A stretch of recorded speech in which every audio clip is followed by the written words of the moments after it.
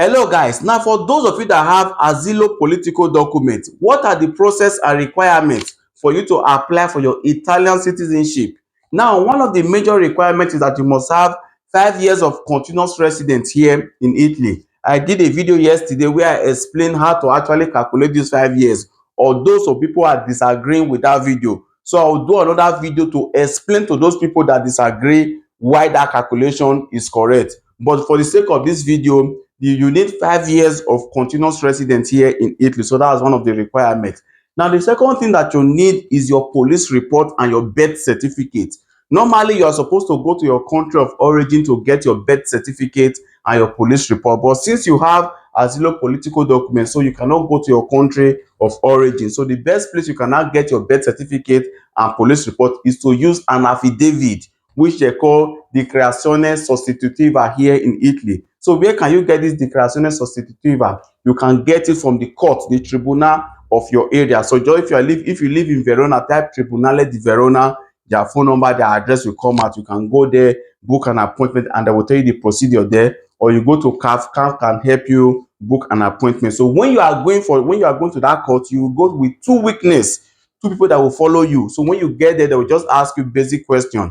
What's your name, your age, where are you from, your mother's name, your father's name, those general questions. So they will ask those two witnesses, do you know this person? They will say yes. All this information that this person gave, is it correct? The witness will just say yes. So it's that easy. You go with two witnesses. The witness will give you a copy of their carta di identità. You add it to the procedure, and they will give you these two documents: your birth certificate and your police report, your criminal record as well here. So that is the number two thing that you need. So the number three thing that you need is your heredity, which is your code, your income. So you must have you must bring your heredity for the last 3 years, for your code for the last 3 years. So each of those here must have a minimum code of 8,263 euro if you are a single person.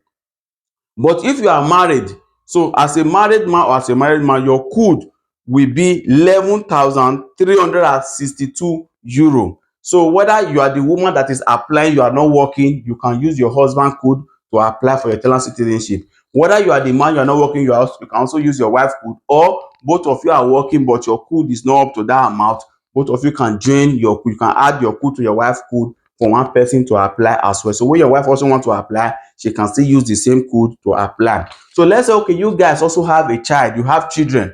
If you have one child, each of those child that you have, you will plus 516 euro to that amount that I just said before. You add 516 euro to 11,362 euro. So you add it. So if you have two children, you also add another 516 euro. If you have three children, you also add another 560 euro. So that's how you'll be able to get the code that you need. So the fourth thing that you need is what we call storico di residenza. I've also explained to you how you can get this storico di residenza. You can go to your comune to get it. But if you have stayed in more than one place, maybe you did resident in Milan, you for 2 years, you left there, you went to Rome, you do residence there in Rome as well for under 3 years. So when you want to get your storico di residenza, you have to travel down to Rome to get storico di residenza. From Rome, you travel down to Verona where you also stay. Everywhere that you have stayed, you go there to get your storico di residenza. But you can also try to call that comune to see if they can just send it to you through email.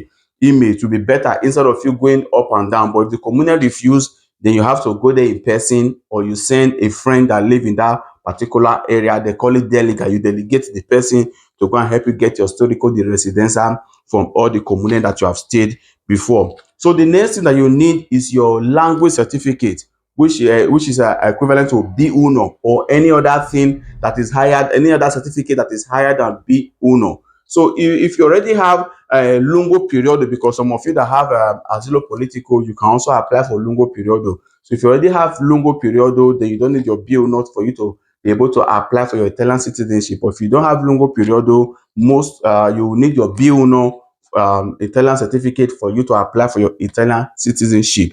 So the next thing that you need is your passport. So you can use your titolo di viaggio as well to apply. Then you also need that your permesso di soggiorno must also be valid. That your asilo political permesso di soggiorno will also be valid. But some of you don't understand it. When your paper want to expire 5 years, because you are applying for Italian passport does not mean you will not go and renew it. No, you can still go and renew that your document while you are also applying for Italian passport. So there are two different things, they don't work together. So while you are expecting your passport to come out, you will still be renew your permesso di soggiorno asilo politico as well. So you will need your a copy of it as well. So you need your then you now pay 250 euro.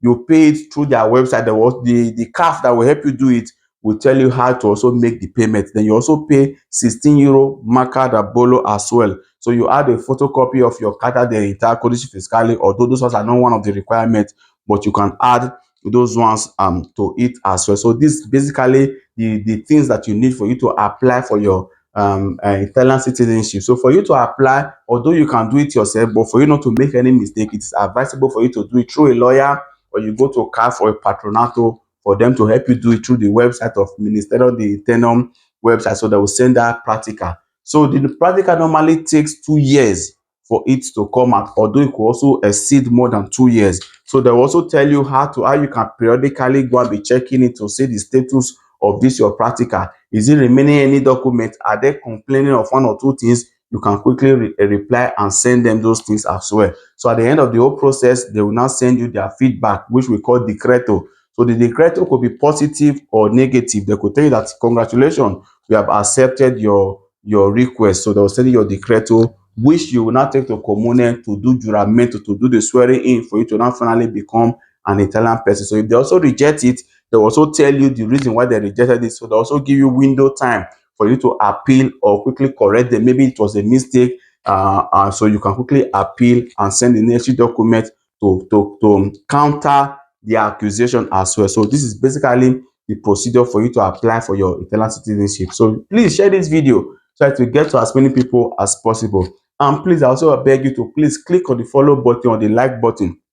And don't forget to use tap send, that happens to be the best app everybody are now using to send money to Nigeria, because it has the highest exchange rate. If you put my promo code HeroesTV, they will dash you 5 euro in your first transaction. You can get tap send from Apple Store or from Play Store. Thank you and God bless you.